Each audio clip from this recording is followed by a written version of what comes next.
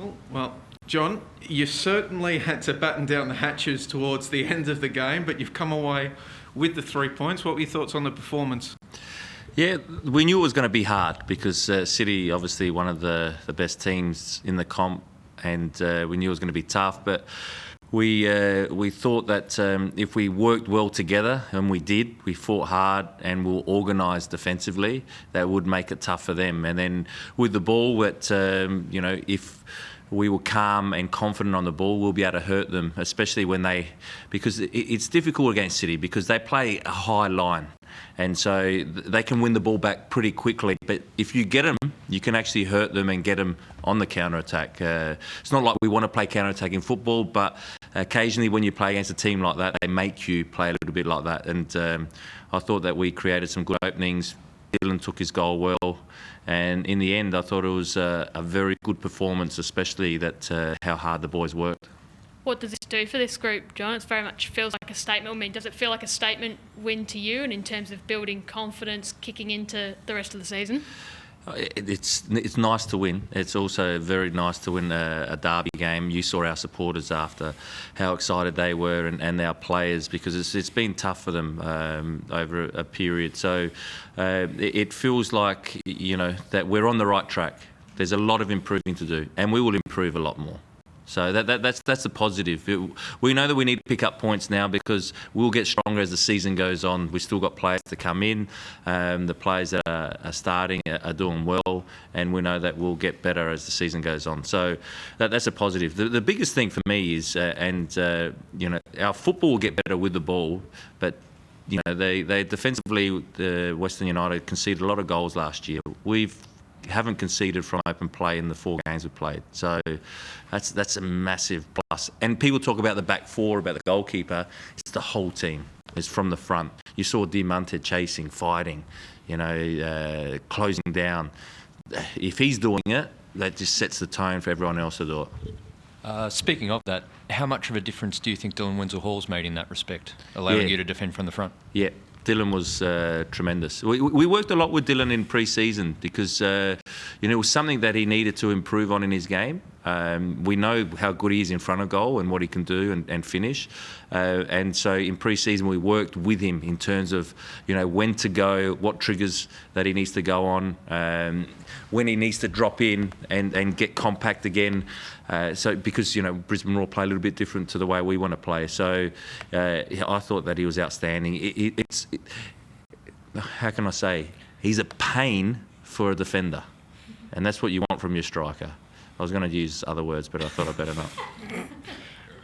Just on the defensive front, obviously City tried to get the ball down the flanks and cross the ball in a lot, but it also looked like a lot of the time you were setting up that you were sort of giving them pockets well outside the area where you felt that they would be happy to shoot from, and you were quite happy to let them shoot from there because you could get bodies in the way. And obviously Jamie Young's a top goalkeeper, as he showed tonight. Was that something you identified coming in, funneling them into those sort of areas? So what we didn't want, and they did it a few times, straight long balls over the top that actually hurt us a couple of times, which we can do. We can defend that better, and because once they get their wingers one-on-one, they can actually hurt you because they're top wingers. They're Australian internationals. So we didn't want to be left with our fullbacks 1v1 on a lot of occasions. So then you double up with them and allow them. If they're shooting from outside the box, we fancy that Jamie Young, and we will get pressure on the ball, that it's a forced shot.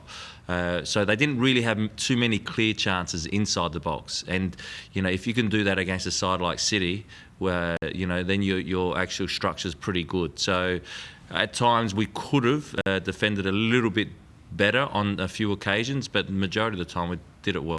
You mentioned how defenders as a team, but you can't help but talk about Leo and Tomoki and how they play, but especially Leo in terms of what he does defensively, but also in terms of leading from the back. How important is that when you've got someone like Leo as like that linchpin in the heart of the back four? He's a presence. We spoke about how much of a presence that he will be. Before he started playing, the people asked what type of player is he. I said he's a defender that's got a presence on the field. and not only without the ball, and he defends and puts his body on the line, but with the ball he's got a calmness. So he wins the ball and he's able to travel with it if he has to, or pick out a pass. And that goes a long way, because that relieves pressure when you're defending for a long period. So yeah, he was good, and Tamaki was great as well, because I took Tamaki off at half time last week. That showed good character, that he ended up performing like he did. So very pleased for them too, but pleased for the whole team. You spoke about how you don't set up planning to play counter-attacking football, but kind of ended up with it as the game went on tonight. Did you find that almost kind of played into your hands in the way that Lachie Wales and Connor Payne were able to use their pace to really provide that threat, along with Diamanti, obviously? Was that kind of an incidental positive that came from the way the game played out? Not an incidental positive. It was more that we've practiced that when teams sit off of us, how we should play. When teams press us, how we can play. And when you've got pace, it's a risk for opposition to play that way. But they were chasing the game and they wanted to play that way, and we were able to catch them out on a few occasions. So we know that we can switch it up if we need to. That's what happens when you take the lead sometimes. Team needs to come out a little bit, and we've got the players like Lockie, Dylan Wenzel-Halls and Connor Payne that can cause problems. They weren't only causing problems in behind, they also got into good areas, good pockets to pick up the ball, that they were the first outlet for us. Speaking of preferring not to play on the counter and in transition, and given the complexion tonight, and given the fact that only one team has won a game this season with more possession, how much of that is a league-wide trend? That's a good question. Sometimes it's funny because look, I don't think that it's just because it's who's got more possession is going to win the game, or who's got less possession is going to win the game. I think that's what you do with possession, and how you use that possession. Sometimes we felt that we forced it a little bit too much on occasions, because it wasn't the right time to force it. So we could have kept the ball a little bit more. But it is a little bit sometimes. The way the league is going at the moment, it looks like majority of the teams that have got less possession are winning. That can easily change very quickly. Okay, so in situational terms, what do you think the team was forcing?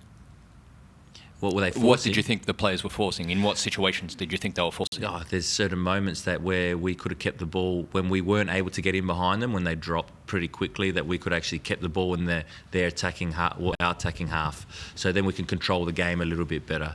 But that happens sometimes because we know that it's an out for us. We know that there's an opportunity for us to attack, and then if it doesn't eventuate, let's just keep it. It's not a negative. I'm not talking about negatives. It's talking about players understanding. We've been on the back foot for a little bit.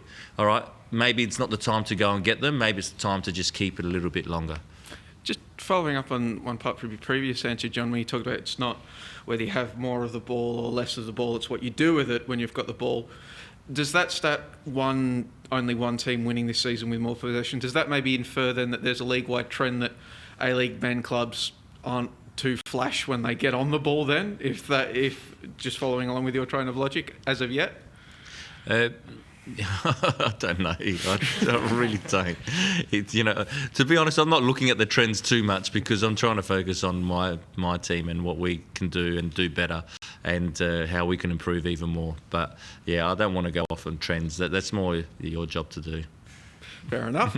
On the subject of, you've got a game coming up very soon. I imagine after going almost pretty well playing a full game, Diamanti's not going to back up and play on Tuesday, but how many other rotations should we expect from your side coming up midweek?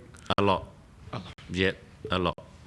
Look, we want to win every game, and it's not to dismiss the FFA Cup as not important, but we also got other players that haven't started games, and they deserve an opportunity, and we want to see them as well, and see how they cope, with the pressure of an actual official game, and we believe in them.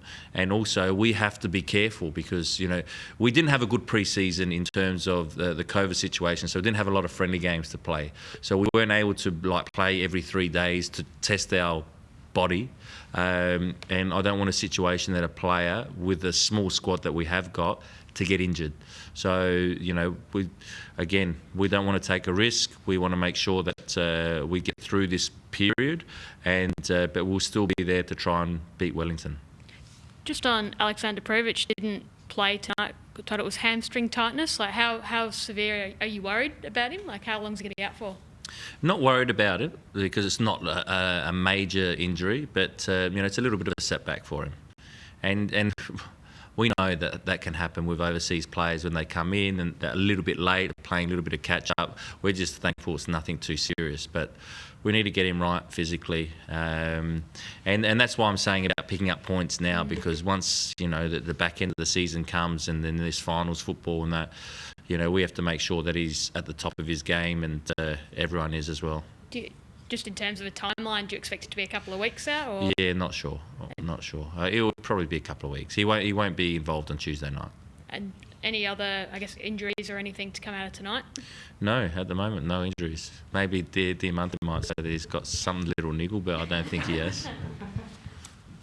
Just coming back to younger players and the idea of giving them tangible minutes and opportunities. Your thoughts on how Disubayu went tonight? Good, really good. He works Adisu. He's I don't want to get into it, but I was disappointed they had to go away with the under-23s for that long period. It set him back because in pre-season he actually started against City in our first hit out and did really well. And I'm so happy that he got an opportunity now. He's starting to find his rhythm again in training and getting better. So, he did well when he came on. Dylan Price did well when he came on as well. He worked hard. And we know the quality he has going forward. So, they're players that will get an opportunity on Tuesday night. And, we've got other young boys that haven't featured so far, and they'll get an opportunity again because, they deserve it because of the way they've been training, and hopefully they can perform well. Just to bounce off that, I think we saw it with Melbourne Victory as well the other night with the timing of these FFA Cup games. How important is it also, beyond rotating your squad, to maybe get some... I suppose they are sort of cutthroat minutes for some of these young players. Games they got to win. They're elimination games. Like, what does it do for them? It's great. It's really important because when we need to throw them in against the Melbourne City, they've experienced it, and they've experienced. It's one thing talking about a friendly game in pre-season. There's another thing talking about an FFA Cup tie where it's cutthroat, where it's everything on the line really on that one-off game, and that's great for young players, and that's great for the players that haven't been playing. So it's important because we're going to need them. We will need them this season. We've been around the A-League long enough to know that it's your squad's important, and it gives them an opportunity to show that when they are needed, and for them that they're confident to go in and do well.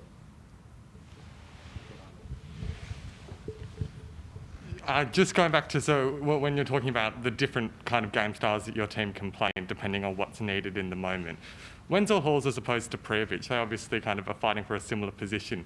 Can we expect to see which of those are playing to reflect kind of the game plan heading in? Will there be different game styles depending on who you've got up front leading the line?